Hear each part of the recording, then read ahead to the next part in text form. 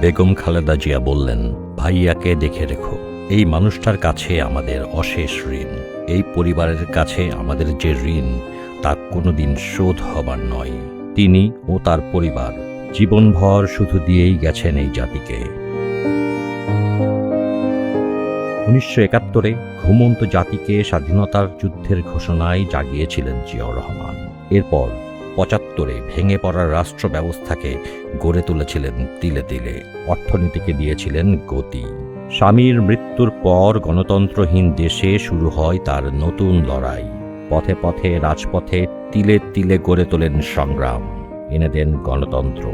তার শাসন আমলে আরও বুনিয়াদী ভিত্তি পায় দেশের শিক্ষা, স্বাস্থ্য ও পরিবেশ খাত। আমাদের জন্য বরাদ্দ ফ্যাসিবাদের অসংখ্য বুলেট তিনি ধারণ করেন মিথ্যা মামলায় জেল খেটে। সেই তাদের সন্তান তারেক রহমান। সামনে নতুন দিগন্তের হাতছানি। তিনি আমাদের নিয়ে যাচ্ছেন একটা শান্তি আর সুখের দেশ গড়তে। তার সাথে আমাদেরকে থাকতেই হবে। দেশটাকে আবার শূন্য থেকে গড়তে হলে বিএনপি এবং তারেক রহমান ছাড়া আমাদের সামনে আর অন্য কোনো পথ খোলা নাই।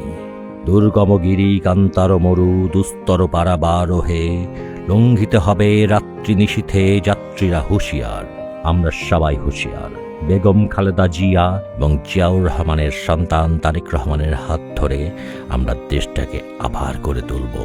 নতুন আলোয় উদ্ভাসিত হবে বাংলাদেশ।